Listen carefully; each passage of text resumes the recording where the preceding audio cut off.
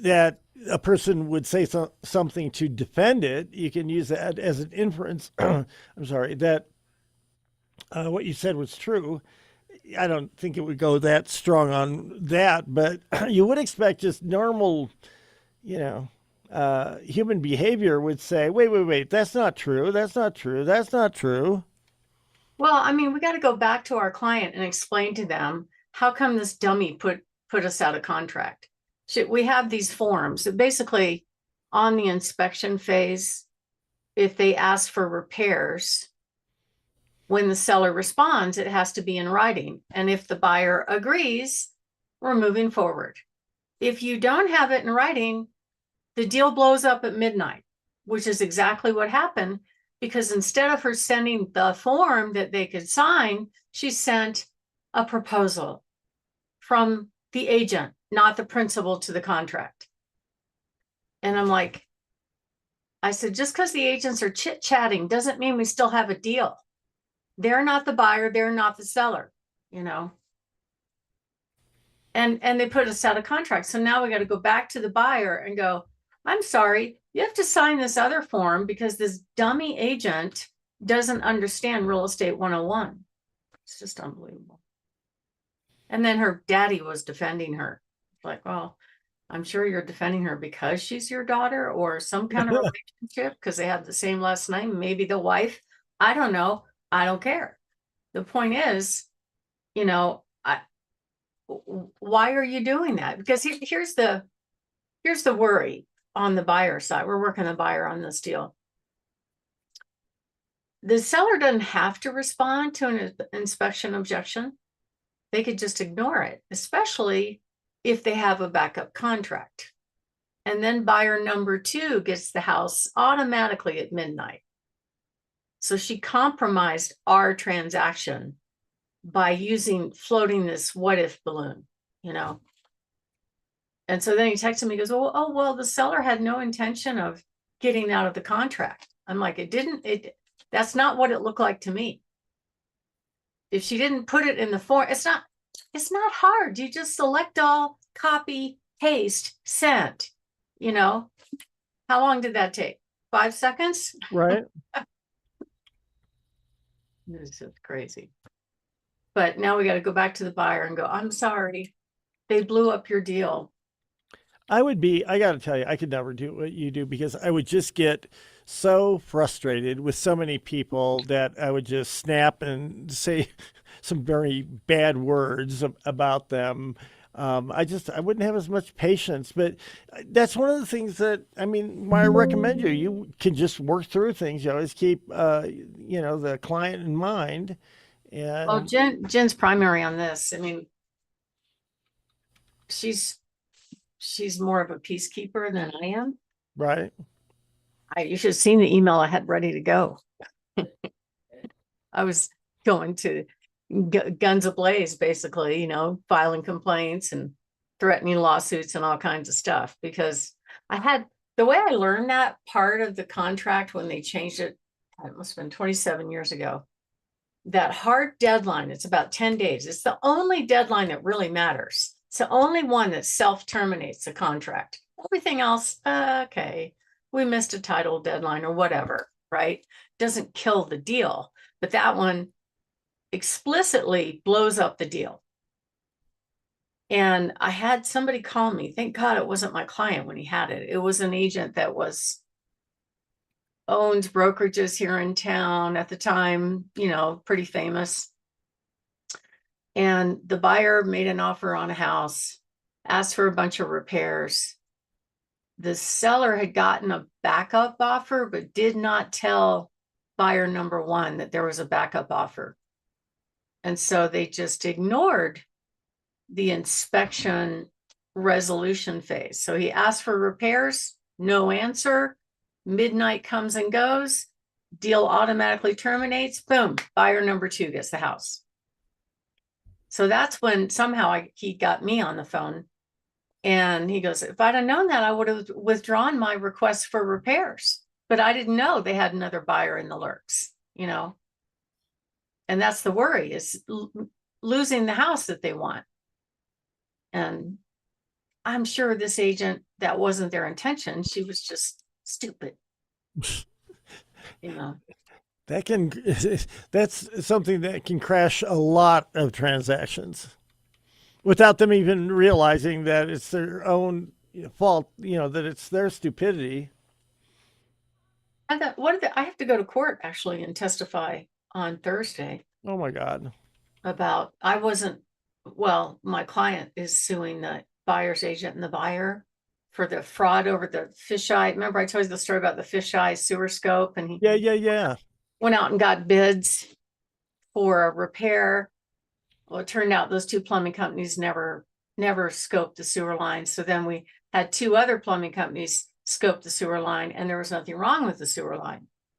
So we got snookered by the way he presented this whole thing by not checking first, agreed to the resolution, and then we discovered there's nothing wrong with the system. We're like, we're not fixing it. And they basically said, if you don't give us $4,000, we're going to walk away. Oh my God. And I was furious, let I me could tell see you. that. But the seller was like, Barb, it's going to cost me more money to wait for a new buyer, so I'll pay it. And he was trying to tell me to calm down and just let it go, and quit pulling my rage off the ceiling. I'm still not over it. I mean, that was over a year ago when it happened. And but I complied. He's my client. I have to do what his wishes are. So he closed. He paid him the $4,000, which basically was extortion. Pretty much. I mean, and yet I can see, financially, it makes sense. Just make this thing go away. When I was a lawyer, I saw that. That was how half the law firms, generated revenue. It's just that nuisance value. And you'd be getting ready to go to trial, and they're like, it's going to cost them this much for you to be on trial for 5 days. And they could settle it for what 2 days the trial is going to cost. And we both go back to our offices and move on to something else. They did that all the time. Right. Well, in this case, this agent who knows better, who's supposed to be ethical, intentionally perpetuated this fraud.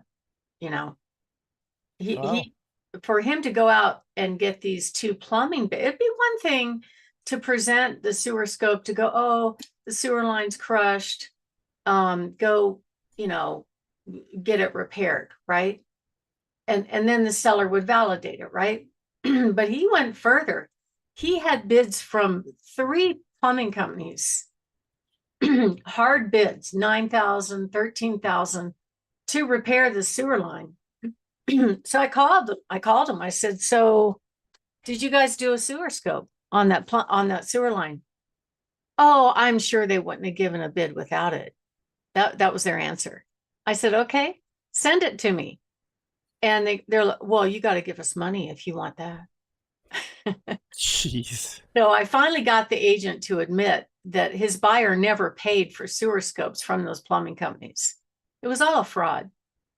And when we discovered otherwise, they demanded money, and the seller did it to close. And it was like, we even floated, okay, 2,000 initially. No, if we don't get 4,000, we're not closing. Oh my God. So this week he posted a 1-star review using a fake account, fake name, on my profile, about dragging her clients into lawsuits and charging a high commission, because he was really gobsmacked that I charged more than he did, and so it's like, I have not been in a lawsuit with regard to real estate, or even attended one, for 20 years maybe. So that's not true. So the only case is this one. It has to be him. And then I used my little spy software and looked up the name. It doesn't exist. Oh my God. So it's obvious this guy did it. And we're going to bring that up in trial, so. It's just one more thing you shouldn't have to be going through, as far as I'm concerned. But Well, I do have a hard 1 o'clock. Yeah, and I've got to be in Lone Tree for a doctor's Oh, appointment. of course you do. all right, you guys. Let's get going. sorry. All right. Let's get rolling. I'll count us down in 3, 2, 1. Hi, I'm Richard Randall, and welcome to Your Real Estate Voice with Barb Schlinker, the owner of Your Home Sold Guaranteed Realty. This is the weekly radio show that informs and educates you on how to buy or sell real estate with Colorado's Real Estate Authority, Barb Schlinker. Barb Schlinker is a retired Navy veteran. Barb is an author. Barb Schlinker is a pilot, and Barb and her team enjoy all that Colorado and the Front Range have got to offer. Barb, always great to be talking with you. Now, we air Your Real Estate Voice every Saturday. If you can't listen to the entire show, it is always available on Barb's site, barbhasthebuyers.com, or just search for Barb. You'll find her on all of the popular podcast platforms like iHeartRadio. So, Barb, what's in store for today? Well, good morning, Richard. I'm excited about today's show, as always. The first topic is about what buyers and sellers should do when the prices start dropping. And I hate to report this, but they are dropping. I was really surprised when I looked at the stats yesterday morning to find out that the average sales price as compared to a year ago has dropped about 4%. Inventory's rising and there's not as many sales going on. So what happens in this market? The good news for buyers is that they might have a little bit of negotiating room. However, you can't push it too far. You can't just make stupid lowball offers and think that they'll take it or even respond. And then the other, on the seller side, there is a way to approach the market in that scenario. A, be the best home on the block, or B, or both, be the best priced home on the block. So we'll kind of deep dive into that and we'll talk about that. The next topic is how do homeowners that are thinking of buying their next home, whether it be luxury, a move up or move down home, what do they do if they have a home to sell right now? We have some great solutions for homeowners that can make that transition as stress-free as possible. And I think you'll enjoy that. The third topic is about negotiations. So we've talked about this, Richard, how, in your background as a lawyer, there wasn't any training on negotiation, but that's mostly what you did, correct? Oh, absolutely. It's almost all negotiating. Out of 10 cases, 9 of them settle, only one goes to trial. So in those 9 cases that settle, you have to be able to negotiate, but they don't teach you that in law school. Yeah, well, they don't teach you that in real estate either, but the public thinks that they do. So a lot of people really don't know how to do it. And we're going to talk about some tips that you can take away where you'll learn how to negotiate a deal without being fearful, because people don't do this every day. We go to the store, there's the price, we pay it, right? There's not much negotiations going on. So we'll kick that around.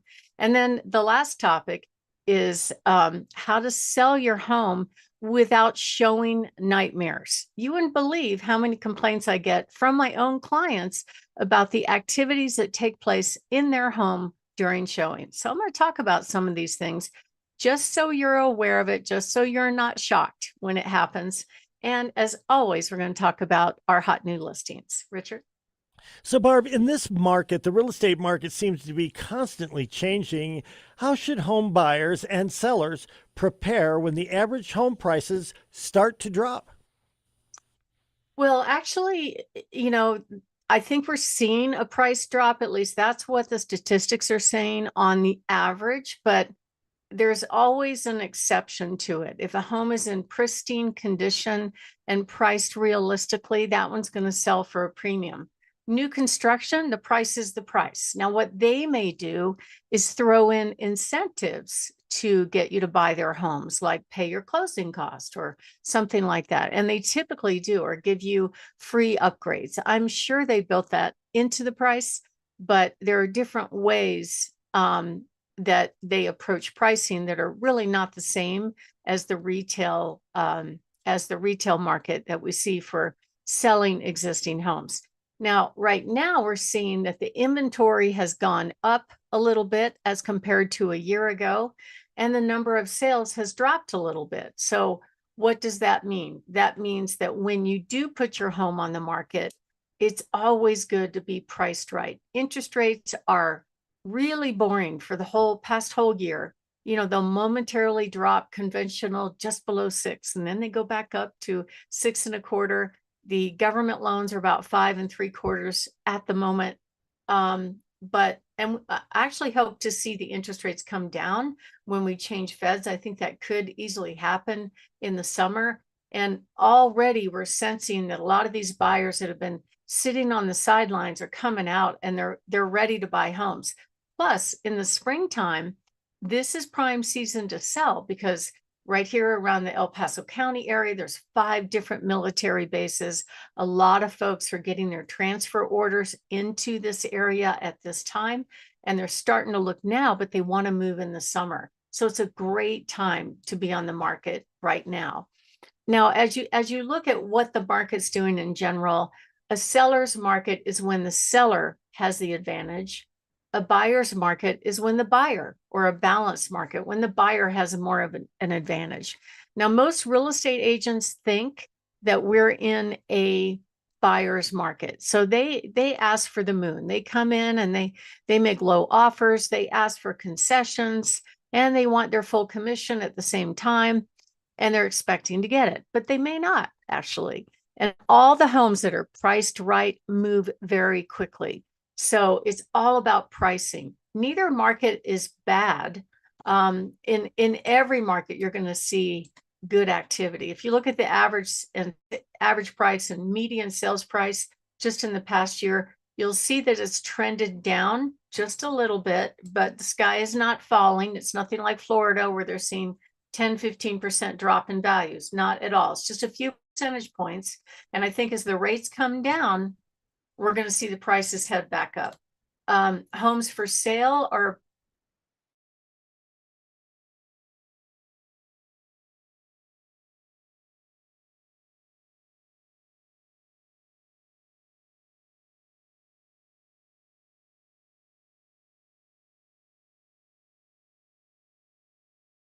my view.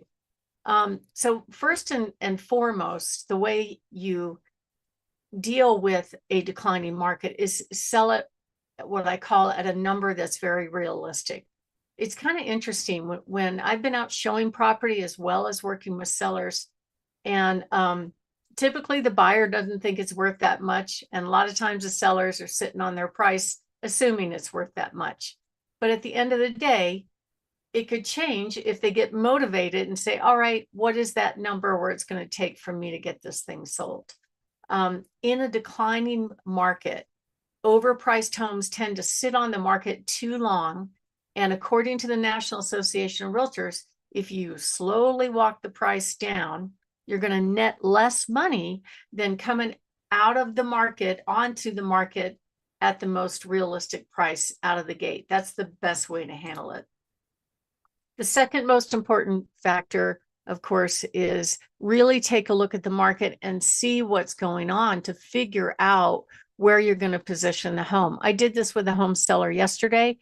We looked at historic sales in which the prices were higher, and it was a different number than what we saw as current competition. We could not reconcile the difference in price other than the prices had dropped.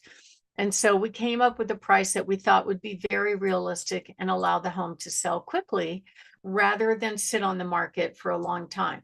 Now, repairs and getting the house ready to sell is very important. And that's one of the things that we help our clients do.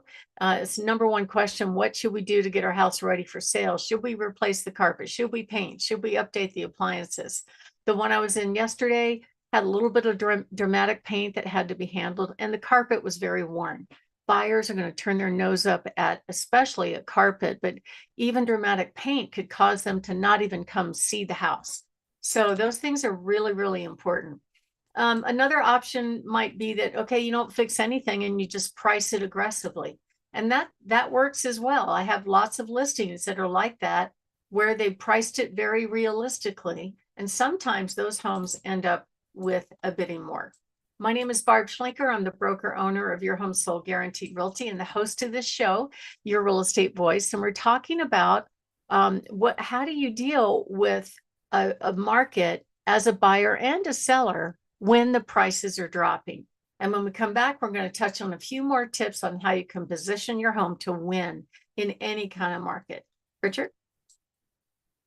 Schlinker of Your Home Sold Guaranteed Realty, and you can reach Barb at 719-301-3900. So, Barb, how do home buyers get prepared so that they don't miss out on their favorite home? Well, Richard, I think it's kind of fun to see what buyers do. I mean, when they have decided that they're going to move, their first response is to start looking at homes and start falling in love with homes and going inside homes and selecting their best home. But if they're not financially ready, they can't make that move. And so most people really won't sell their home without a destination in mind. So I get why they're looking up front. However, the financial preparation is, even though it's boring, it's absolutely critical. It gives you complete confidence that you can move to your next home without having to worry about, oh, I hope I qualify for this loan, or I hope I can make that transition from house to house. We have lots and lots of solutions for our clients that we offer all the time. And just give you an example of a client that I helped last weekend. We put their house on the market, had a huge crowd at the first showing at the open house. And this home was priced a little bit less than the competition. And as a result, over the weekend, we got 2 offers. So homes that are priced right, even in a declining market, are gonna sell fast because the buyers can detect a good buy no matter what's going on in the market. It really doesn't matter what the market is doing. So if you are thinking of making a move and you want to make that transition from house to house, that's what we help people do. Give us a call at 719-301-3900 or visit barbhasthebuyers.com. Richard? You're listening to Barb Schlinker on Your Real Estate Voice. That's the name of the program. And she is with, 821. You're listening to Barb Schlinker with Dan, I thought I marked this up. Hang on a second. 321. You're listening to Barb Schlinker. The program is Your Real Estate Voice. Barb is the owner broker of Your Home Sold Guaranteed Realty, and you can reach her at 719-301-3900. We'll take a short break. When we come back, we'll be discussing how homeowners are buying their next luxury home before selling their current one. Stay tuned for that. I'm sorry. You're fine. No, I had some dental work done, and yesterday afternoon going into evening, some of the stitches pulled out. Ow. And so, That hurts. yeah. Okay, I've got number 2 here then.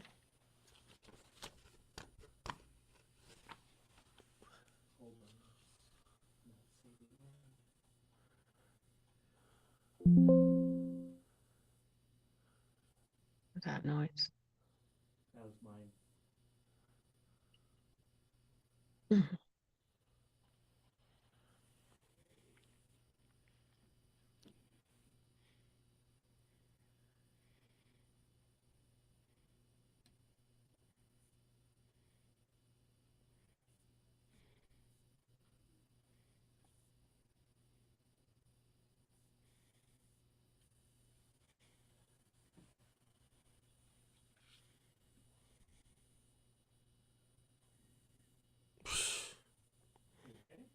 I know, you know what? I was trying to see. We've got a city council member who was going to announce whether he was going to resign or whether he was going to go ahead and stand for a recall. And he's going to do that after today's city council meeting. And we've got this monitor up for the new news at 11 on channel 11. They popped it up, and I thought, well, wait, I think it's just file footage of the guy, Tom Bailey, talking. I don't think there was any, because it's too early for that. All right, I'm ready to go. Ready to go. Count us down in 3, 2, 1. Welcome back to Your Real Estate Voice with Barb Schlinker, the weekly radio show that informs and educates you on how to buy or sell real estate with Barb Schlinker, host of the program and the owner broker of Your Home Sold Guaranteed Realty. Now, Barb, a lot of people who want to move up to that next luxury home have a dilemma of a house to sell. What are some ways that people can do that without risking and having to wait for their homes to sell first? Well, Richard, one of the biggest fears of homeowners is what happens if I sell my home and then my next destination home isn't ready? Because the way the contracts are designed in the state of Colorado, you're pretty much committed once you agree to sell your house.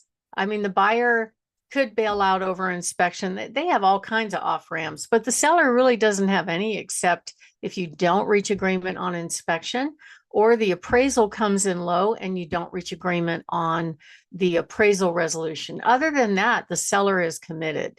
So most of the sellers that I meet with actually pretty much won't put their house on the market unless they have a lot of confidence about their destination. And I think that's a good idea. So, or the other dilemma that they run into is, what if I find the perfect house, but I can't buy it because my house isn't sold yet? So we get a lot of questions about market timing, and it stops a lot of home sellers and home buyers from actually making the move because of all the uncertainty. And the reason why it's difficult, they're afraid that their home might sell too quickly and they're left homeless, or they find the best home and that they really want to buy, and somebody else grabs it before they're financially in a position to get it. Another problem that can be absolutely no fun is, okay, you've secured your new house, you got your house under contract, but the dates don't line up. So you end up having to move into storage or move twice. And that's not fun. It's really double the work. So most people don't want to make two moves, but sometimes you can position the home for sale where you can absolutely get your buyer to work with you and let you stay after closing. And that's a pricing function more than anything else. I had somebody do it last year where they really needed to stay in the home until their destination home was ready. They needed a good 2 months. And the way they positioned the home, the way they priced the home, we got multiple offers. And the buyer that they accepted was actually the best offer that also offered them, stay as long as you want. We're fine with that. And it worked out really, really well for them. And it's only if you've got the buyer highly motivated to buy your house, which is mostly a pricing thing. We also have something called these buy before you sell programs, and they are fantastic. I've only met a few home sellers in my career so far that were in the wonderful position that they had a paid for home and financially they could afford another house. So they went and bought their new house first and then put their house on the market, or they moved at their own pace and then put their house on the market. And that's a great position to be in for home sellers, but not everybody has that luxury. We actually have lenders that could step in and buy the home that you want to buy for cash, up to $2 million anywhere you want to buy. And that way you can move first and then put your house on the market. That's a fantastic program that we just got aligned with a lender. The cost of the program is not very expensive, and it allows you to make that transition very, very seamlessly and subsequently put your home on the market. It's definitely a low stress way to move as compared to, oh my God, is all the timing of selling my house and closing and moving out and getting into the new house going to work out or not? And the advantages of these programs, there's actually 3 or 4 investors that do it, is that there's no rush to make decisions. You're able to negotiate a cash deal on the home that you're buying, which gives you a little bit more negotiating power and certainty on the other end. Because if you think about it, let's say you do the traditional way that you wait until you accept a contract on your house. Now you have to move. Now you're shopping for your destination home, you make an offer contingent on your current home closing, not selling, it's already under contract, but closing. There's still that uncertainty. It's the uncertainty that your buyer might bail out over inspection, or your buyer might bail out over appraisal or loan approval. Plus, you got to get all that done in the house that you're buying as well. So it introduces a lot of uncertainty on the house that you're purchasing, which might make you have a trouble getting the home that you really, really want. You might get rejected in that case. So with this buy before you sell program, this it's a lender that will come in and actually purchase the home for you for cash. Okay, you negotiate the deal. That's great. They're the ones that take ownership on it. Then you put your house on the market and you move at your pace. So that way you don't have temporary housing. You don't have to be rushed. You don't have double moves, and you have more time to actually prepare your home for sale and get ready. Another option, of course, is a bridge loan. I'm sure everybody's heard about that. And there are different lenders that offer these. They're pretty good. I mean, basically, you would have to qualify for the financing of your current home as well as your new home and the bridge loan, right? You have to qualify essentially for 3 deals. And there are some people that are financially okay with doing that. I even saw one guy take equity out of his current home to buy his next home and roll it all into one loan, which was really kind of cool. I thought that was the first time I'd ever seen that.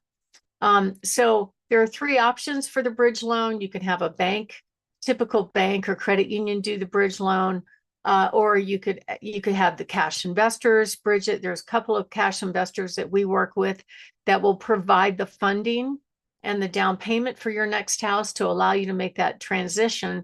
And rather than you having a payment for that loan, it'll be a lien against your current house. So that's an option as well. And we offer all kinds of solutions to our clients to make that transition. So if you are thinking of making a move, give us a call, 719-301-3900, or go to barbhasthebuyers.com. We'd love to talk with you and meet with you about these different programs so that you have certainty and confidence that you can make that transition even into a luxury home at your pace and your timeline. My name is Barb Schlinker. I'm the broker owner of Your Home Sold Guaranteed Realty. Barb has the buyers team and the host of this show, Your Real Estate Voice. And we're talking about how homeowners can buy their next home, whether it be an upsize, downsize, luxury, and actually be able to do that without selling their current home. And next up, we're going to talk about some other things that allow you to make that move without being under pressure to sell. Richard? You're listening to Your Real Estate Voice with Barb Schlinker of Your Home Sold Guaranteed Realty. Remember, you can listen to replays of the show anytime on all of the major podcast platforms, plus Barb's YouTube channel, Barb Schlinker. And if you're thinking of making a move, call Barb at 719-301-3900. So, Barb, what are some other ways that homeowners who want to buy their next luxury home are purchasing before they sell? Well, I actually have some of my clients taking advantage of our cash offer programs. We actually guarantee we show up with multiple cash offers on your home. And it's not just one buyer. There's several buyers that your house will qualify for and different programs that might work for you. Studies are showing that a growing number of home sellers are actually taking the cash offer program. They don't want to deal with the whole hassle of putting their house on the market, making it pretty, dealing with showings, having the uncertainty of it not closing. All those things are not exactly a lot of fun. So a lot of people are like, I'll take the easy button, even though I'm going to lose a little bit of my equity, maybe not much. It's worth it to have that kind of certainty when I make my next move. So 30% now are taking cash offers. And that's one of the things that we offer our clients. We'll sit down and we'll meet with you. We will show you our cash offer program. We'll show you how even somebody buying your home, if they have a house to sell, we can set them up where they get a cash offer. That way they can buy your home with certainty. So that's one of the options. Plus our guaranteed programs. We have guaranteed offers, guaranteed price, guaranteed sale. To find out more, these all work great. Give us a call, at 719-301-3900, or you can visit barbhasthebuyers.com. And if you are thinking of making a move and you'd like to find out exactly what your home will sell for in this market, how much you'll put in your pocket when it sells. Another huge question I get from clients is what to do and what not to do to get their house ready for sale. Give us a call. We will offer you a free in-home consultation on all these services. We'll show you our guaranteed cash offers. We'll show you our guaranteed sale program. That way, you know for sure whether or not we're a good choice to help you make that move. Just call us at 719-301-3900 or visit barbhasthebuyers.com, and we'd love to help you. Richard. Barb, this is one of the many reasons that I recommend you, a trusted Navy veteran, when people are thinking of buying or selling their home. I'm Richard Randall, and you're listening to Your Real Estate Voice with me and Barb Schlinker of Your Home Sold Guaranteed Realty. You can reach Barb at 719-301-3900 or go to barbhasthebuyers.com. We'll take a short break. When we come back, we'll be discussing how to negotiate a real estate deal and win. Stay tuned for that. I ran short on that time. No, run to the men's room real quick.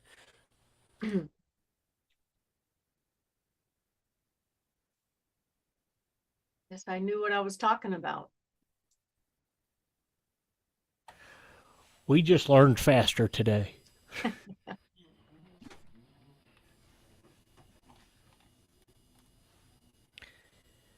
That's what my grandpa used to say when the preacher had a shorter sermon. We learned faster. We just learned faster today. That's cute. Oh, man. I made blueberry muffins this morning. I love baking, actually. I don't know why. That's awesome. I'm awful at it, but Well, I like me eating too. it. Yeah. So, but it was funny. We put blueberries in this one YouTuber. I'm following her recipes, and Mark wanted blueberry muffins, so I put blueberries in. But it's a basic muffin recipe that you could put anything in. You could put nuts. You could put chocolate chips. Yeah. So we put blueberries in. I gave some to the dog. He took a bite of a blueberry. It's kind of like. He looked at us like, I'm not a bear, I'm a dog. He liked the muffin, but not the blueberry. That was a hard fail. It was really funny. So. All right, let's see. Our dog does not like blueberry muffin. I'm trying to think if I've ever had a dog that wouldn't eat pretty much anything that you were willing to give it. But I could see a dog not wanting to eat Kinda blueberry bitter. muffins. He's got a sweet tooth. He likes sweets. So it's kind of funny. My grandma's dog is very picky. Really? Yeah, extremely. And my mom makes it worse. She treats her like a princess. So. Yeah. They are spoiled. Yeah. Very All fun. right, I got number 3 in the chute here, as they say. Okay. You good, David? 3, 2, 1.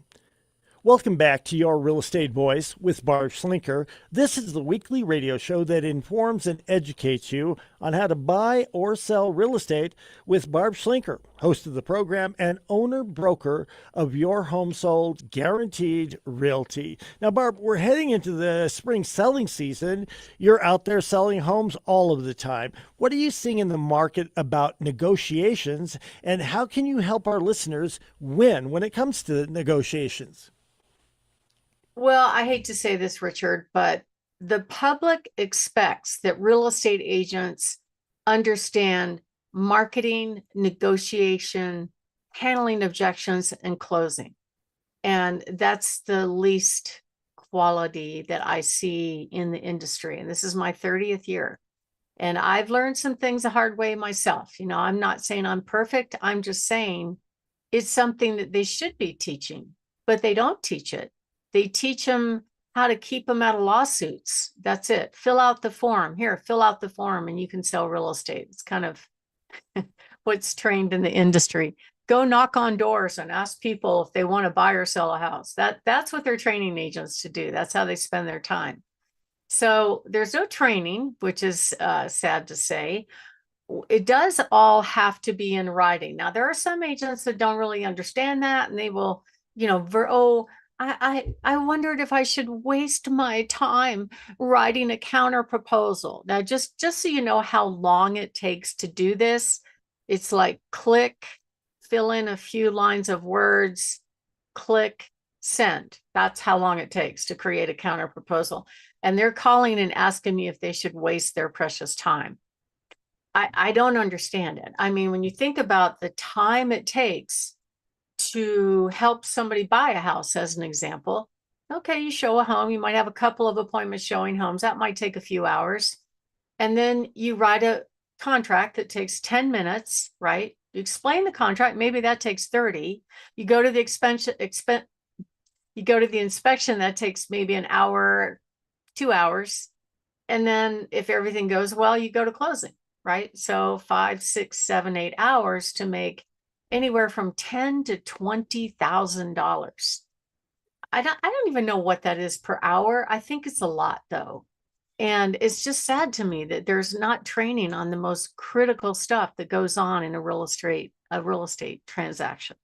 Now, the reason why people should be prepared for negotiations is that, first of all, you're kind of flying blind. You don't know if there's other offers.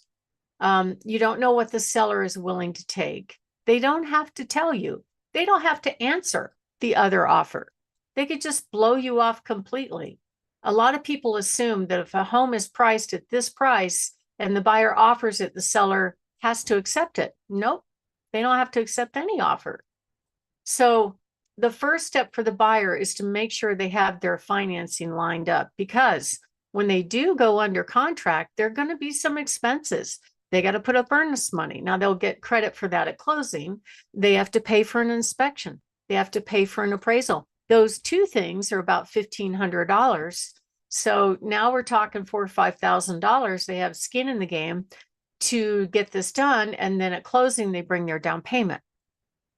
So you got to be prepared. You don't want uncertainty about whether or not you can get a loan, because nothing more frustrating to a buyer than spending money on an inspection and appraisal only to find out, oh, sorry, you can't buy the house.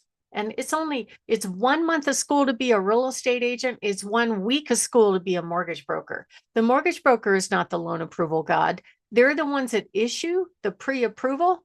They might run their credit report up the automated underwriting system. Maybe they'll do that, but they're not the final decision maker about whether or not they get their loan. That's the underwriter. And that happens typically 3 or 4 weeks into the process. Now, there's a lot of clues that can indicate that these buyers are going to do really well.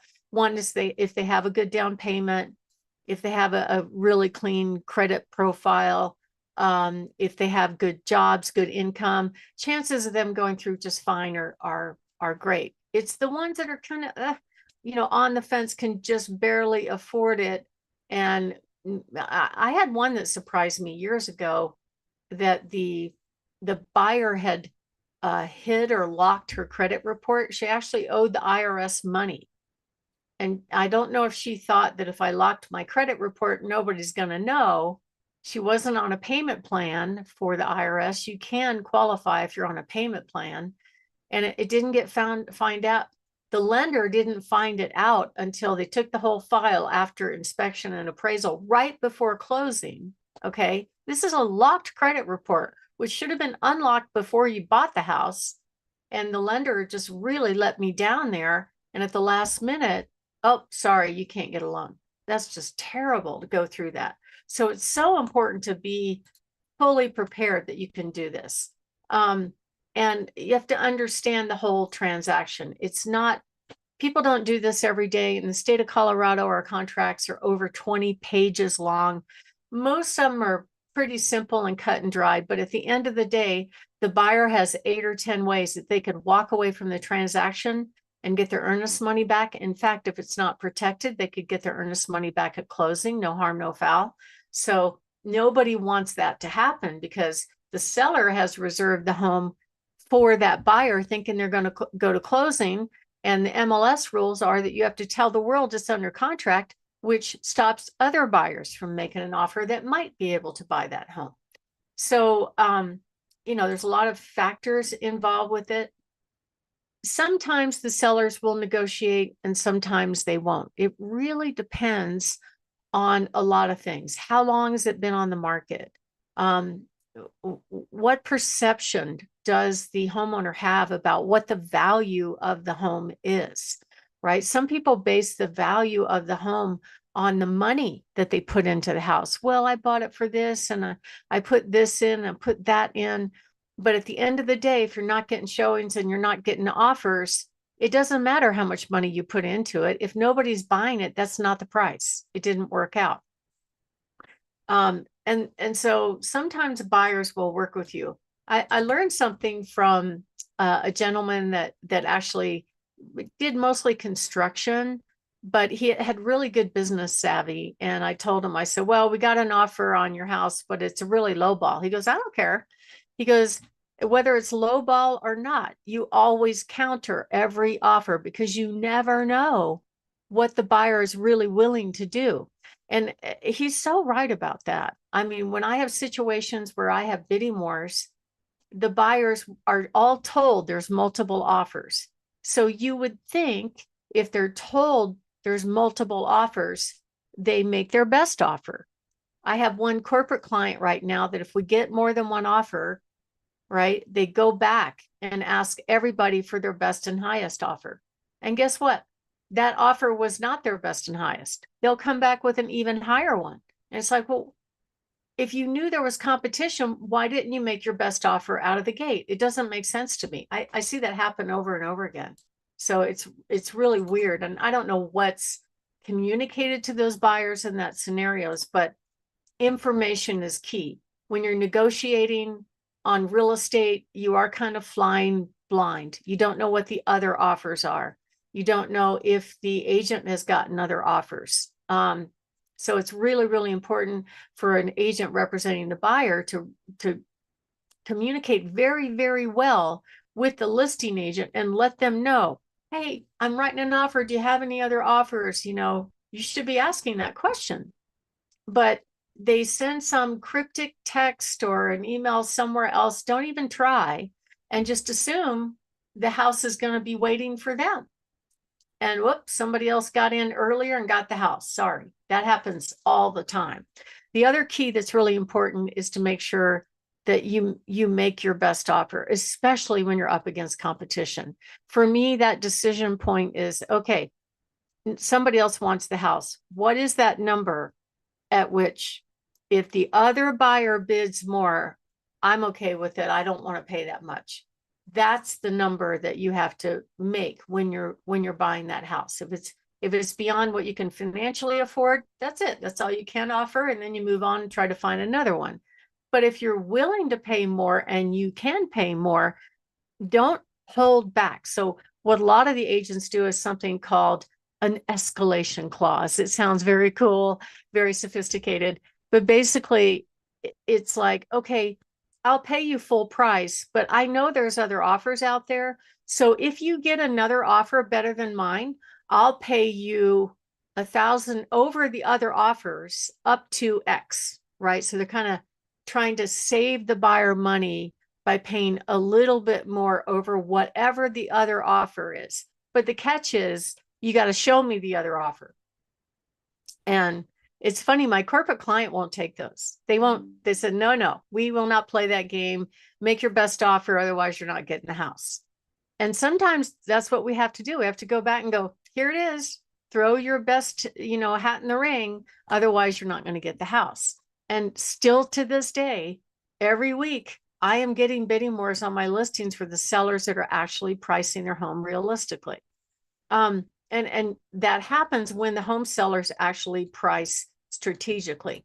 Now, there are times when they lower the price down into a range that gets a bidding war, and that happens too. I had that happen in in Woodland Park recently, where they started high, they got down to a price over the same weekend that we got 3 different buyers that wanted to make an offer. So I communicated to all of them, we need your best and highest. Seller's going to make a decision by Monday, which one, bring your best and highest. One agent asked me to show her the other offers. I'm like, well, I can't do that.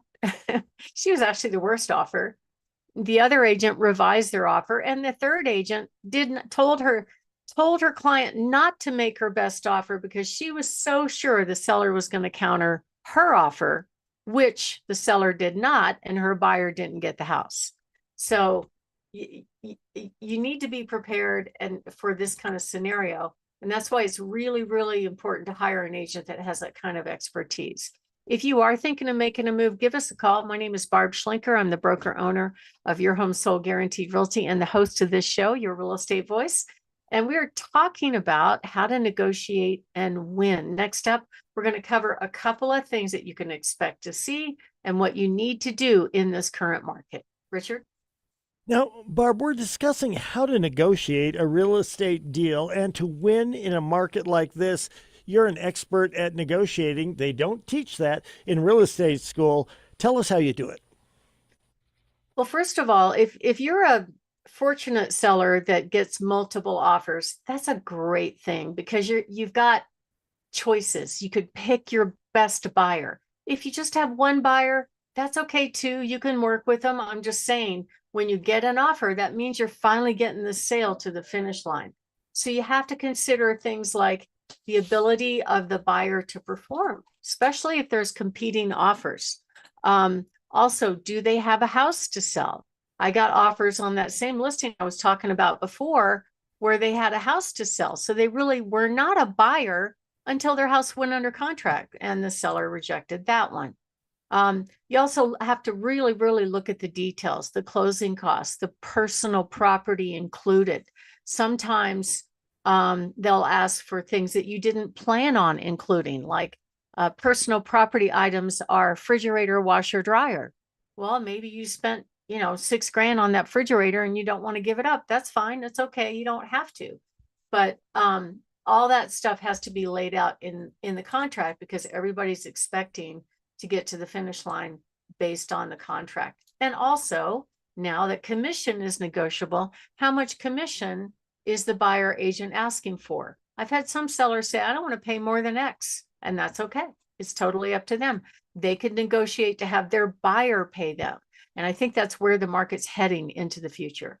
If you are thinking of making a move, give us a call at 719-301-3900 or go to barbhasthebuyers.com. Richard?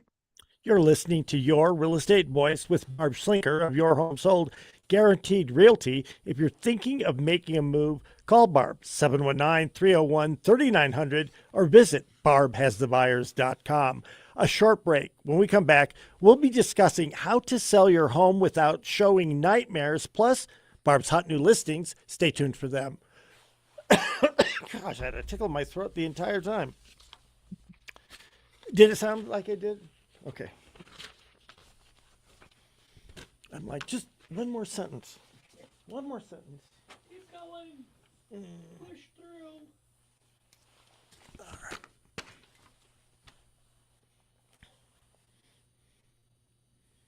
Can I say the word poop on a radio show? I think so. Should I use poo? What's the context of it? People pooing in toilets and not Oh my flushing. God. Jeez. I've had 2 complaints about that in the last 2 weeks. That is so disgusting. I mean, No. what, I'll tell you, so I'm a guy, right? So every now and then, it doesn't happen very often, but every now and then you go into the men's room somewhere and somebody will have gone in there and done that and not flushed or anything like that. And the only thing I can think of is they think it's funny for whoever comes along behind them, whether it's a cleaning person or whether it's their home or something, that they think it's funny that they left them a load, as it were. Yeah, I just don't know if it would sound classless on the show, There's got to be a better way to phrase it, I think. David, or no? Leaving presents without flushing. How about that? That's good. That's perfect.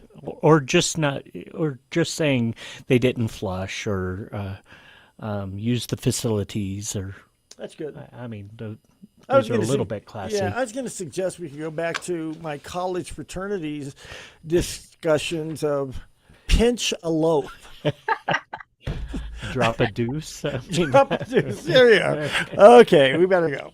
But it's like, why would you do that in somebody else's house? You know? It's got to be just to think that it's funny to do it. Oh my gosh, I that's so disgusting. All right, I got one ready to go here. Count it down in 3, 2, 1.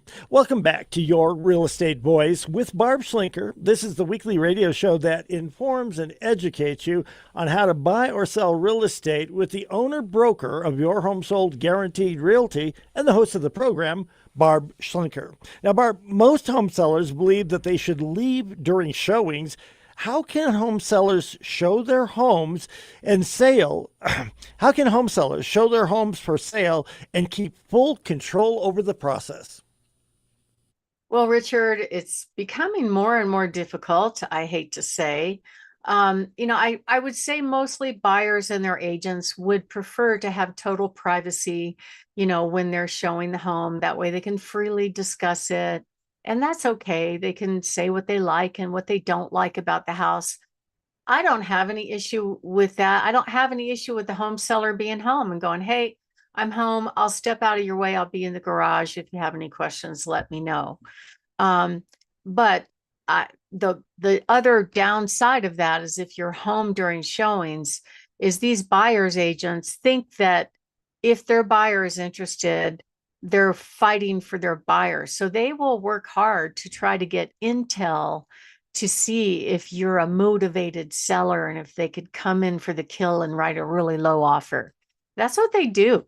I've had agents confront my clients before at the house and say, you're not supposed to be here. I had one client call me. She goes, I don't understand. It's the first time she sold a house. She goes, I don't understand why she's saying that to me. Am I not supposed to be here? And I was just so frustrated. I'm like, it's your house. You are supposed to be there. And then the same house, another agent said the same thing to her. And she looked at him and she goes, well, last I checked, my name is still on title. There you go. There like, you go. God, that was great. So anyway, so generally the buyers prefer that you are not there during the showings. They should be courteous. They should be ethical. They should make sure that they lock the doors, that they, follow the showing instructions, that they leave a card. They never leave cards anymore, which I find just disturbing on so many levels, especially on an occupied home.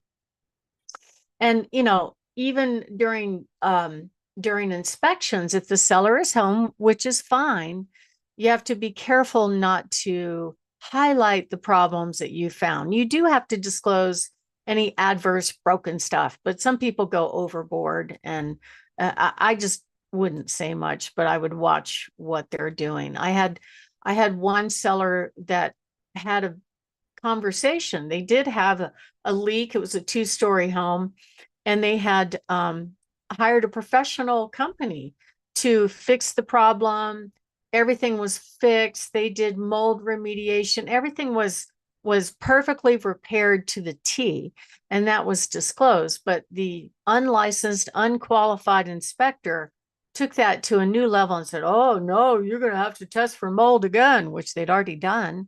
And, they walked away because we wouldn't retest for mold since it had already been done and already been resolved.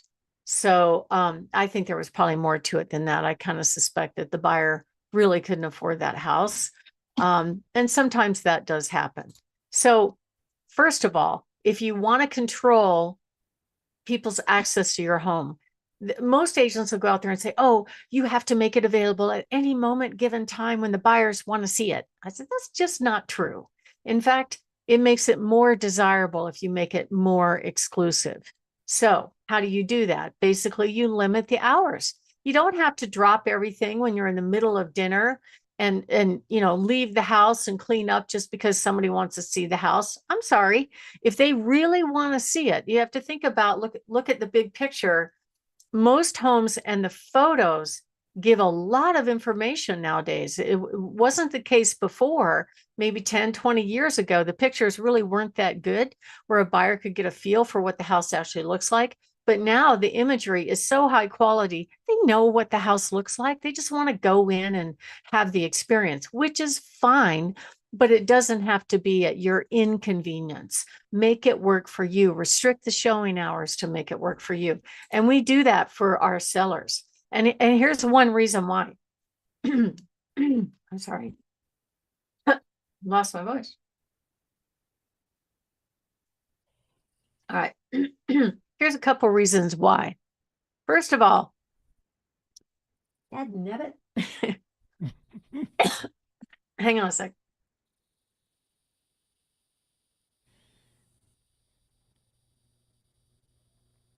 I don't think that stuff helps. I got bubbly water.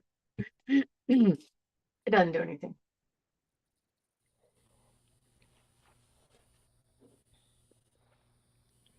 All right, here we go. 3, 2, 1. First of all, the system is kind of rigged where most agents are meeting the buyer for the first time at the house. They're buying internet leads from Realtor.com or Zillow, or maybe getting internet leads from their own website. And what do the buyers want to do? They want to see the house. They don't want to sit down and talk with an agent. They certainly don't want to sign an agreement, which is the rule. So they show up at the house for the first time. They've never met the buyer. They don't even know what the buyer is actually looking for. They don't, a lot of them won't sit down and interview it. If you back up just a little bit, in the world of real estate, it's 1 month of school to get a license. There's no job description. There's no how to. Everybody writes their own job description on how they're supposed to do it. And at the end of the day, the focus is to make money. So they think the way they make money is they pop out of the toaster and show up at the house and hope the buyer loves it so they can make some money. And I've gotten feedback from showings like, it's a ranch style home, and the agent says, oh, the buyer wants a 2-story. I'm like, then why were you there? Why did you make the sellers leave? The other thing that's shocking to me about the industry in this state anyway, there's no requirement on the agent to verify that the buyer can buy a house, right? So they don't know if they could buy a couch on Craigslist, let alone that home. So they're meeting them for the first time at the house and just hope it works out. And of course, they're going to ask for a pre-qualification if they want to make an offer. But for showing purposes, you may not have somebody that's actually a player. So I would make the schedule work for you the best way you can. I've talked to a lot of sellers about this maybe buyer situation. They're like, oh, they came to look at the house and they weren't here for very long or something like that. I know for a fact that a lot of times I see these agents at the open houses that we hold introduce themselves to the buyers right there on the spot. Realtor.com and Zillow have become a billion-dollar company by grabbing everybody's listing, presenting it on their websites, which are better than the MLSs for sure. That's where a majority of the buyers search for homes. And the button on Zillow's site is, want to schedule a tour? So when the buyer clicks that button, Zillow will sell the buyer lead to some random agent that's paying for leads on that zip code. They don't know the house. They've never seen the house. They don't know anything about it. So the buyer wants to go see the house. The agent wants to get paid. So the first meeting is at your house. They're using your house, to me, as a marketing opportunity instead of a sale, essentially. So that's not always the case. There are some that had been working with their buyer and something new popped on the market, and that's fine. But the sad truth is, and these stats are according to Zillow, last year, 72% of agents sold zero homes, if you can believe that. 81% of them sell 3 or less homes, right? So when they do get an opportunity to go work with a buyer and get something done, they will use the showing opportunity as the way to do it. Now, are agents supervising their buyers when they're in the house? Do they have the courage to tell them what's appropriate or what's not appropriate or what their showing instructions are? Are they even reading the showing instructions? I don't think so. You wouldn't believe. I have evidence that indicates. I had one house last year that had structural problems, and I put it on the showing instructions. I put it on the agent remarks. When they got to the house and saw the problems, the buyer was surprised and disappointed. The agent was like, "Oh, Barb should have told me." And I'm like, "I did tell you. It was in the MLS. It was in, all you had to do is click that link on your phone to see the information." So I think all they care about is what is the combo to get in. So these are some of the problems I've seen on showings. Kids jumping on beds, people using the restrooms and failing to flush, which is a problem. Dropping popcorn on the floor, leaving doors unlocked, leaving the correct lockbox code in the lockbox with the lockbox wide open so anybody could get in the house, tracking snow in the house. I forgot about that. Allowing tag along buyers to come in, not even their buyers, some other random buyer that happened to show up when they were showing and go, "Oh, you let me in? I want to see that house." They don't know that buyer. They don't know anything about them. And they let them in the house. And that buyer goes and starts rifling through stuff and stealing stuff. You got to be really careful. Recently, my client came back from a showing and took pictures of the house, lockbox wide open, lockbox combo right there, keys right there, and the medicine cabinet wide open, wide open. Why would the medicine cabinet be wide open? That's really strange. So there's just no supervision about this, essentially. Recently, I had somebody that we had a lot of people at this home, brand new carpet. We were marketing brand new carpet. It was obvious a brand new carpet. Seller showed up after church to check on the house. There is a pizza box thrown on the brand new carpet. Pizza box. It's like, really? The agent didn't have the courage to say, that's inappropriate. Don't bring your food in here. It only takes 10 minutes to look at the house. You're not going to be here all day. So it's unbelievable, the stuff that goes on. I'm just telling you this so you're not surprised, and you can restrict the showings, make it work for you. Oftentimes when you restrict the showings, you'll actually have a better result, and you will get people that are really serious that come in the door. My name is Barb Schlinker. I'm the broker owner of Your Home Sold Guaranteed Realty and the host of this show, Your Real Estate Voice. And we're talking about how you can avoid showing nightmares. Next up, we're going to talk about a couple of more things that you can do to avoid problems. Richard? You're listening to Your Real Estate Voice with Barb Schlinker of Your Home Sold Guaranteed Realty. You can reach Barb at 719-301-3900. And we're talking, Barb, about moving. What are some agents showing nightmares, and what can home sellers do about them? Number one, make sure your valuables are locked up and not accessible. Jewelry, weapons, alcohol, all those kind of things. Anything valuable that's easy to carry out. Don't leave that out. I'm not saying theft happens a lot. I don't think it happens a lot, but the best thing you can do is secure your stuff. Also, first impressions absolutely matter. So when they get to the house, make sure it smells good, it looks good, it's picked up, it's ready to go. And go ahead and put up those security cameras. This is a picture I'm looking at right now where the buyer's agent was at the inspection. And I get a call from the seller going, "What's going on? Are they squatting in my home?" And I'm like, "What are you talking about? They're having an inspection." And he sent me this picture of, there's the pizza delivery gal with 3 pizzas and a bag of wings. And they're like, "Why are they eating in my house?" It's just weird.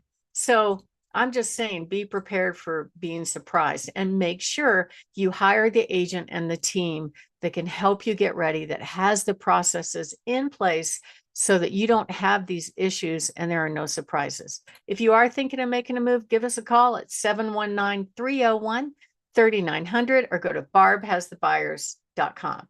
Richard?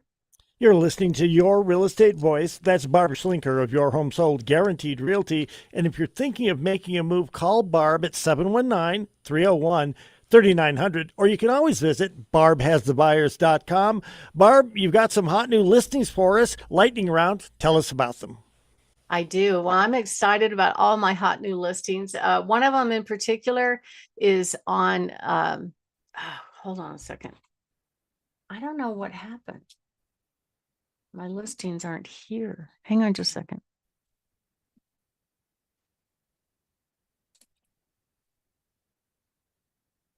I'm trying to read off a script. That's a mistake.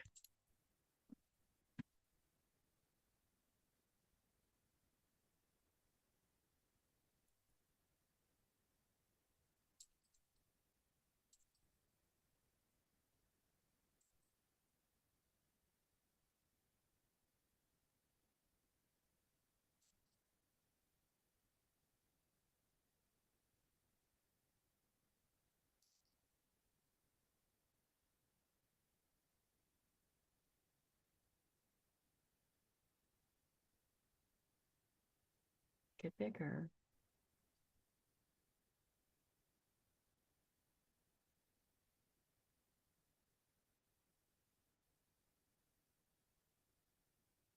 Okay, ready? Hit it. 3, 2, 1. Well, we have a really low price condo on the southwest part of town, priced at just $50,000. The HOA dues are high. This is offered as a short sale, but it's a really good buy if you wanted a rental or, just a first time place to live that's in a great location. We have a beautiful townhome also in the southwest part of town, at $274,999. This beautiful townhome is 2 master suites plus a loft and a 2-car garage. We also have a couple of properties that are owned by the Secretary of Veterans Affairs that represent really good buys. One down on Bramble, 3 bedrooms, 3 bath, 2-car garage in a great location. We have a beautiful house down in Pueblo, 3 bedrooms plus a loft plus a main level bedroom. And this beautiful home is priced at $379,900. And then we have a whole bunch more listings, including a fantastic home at 7518 Vincent Drive. This gorgeous home on over 2+ acres has unbelievable panoramic views in superb condition, priced at $999,900. And then we also have an amazing home at 34050 Judge Orr Road. This amazing property is over 80 acres, has 2 barns, has a stunning ranch style home with over 5,400 square feet, plus a auxiliary dwelling unit of almost 3,000 square feet. This is the perfect estate to move into, and a beautiful estate up in Florissant on 2754 County Road 421. This gorgeous home, $2.15 million, has 35 acres, the amazing detached garage that's an RV garage that can fit over 8 cars, plus it has its own apartment. To find out more about our listings, go to barbhasthebuyers.com and click on featured properties. Richard?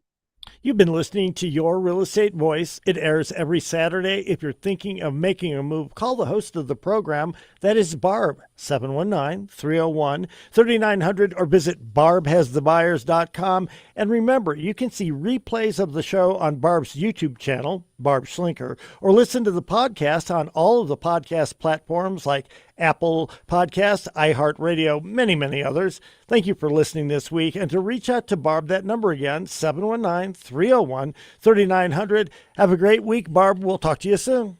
Thank you. Have a great weekend.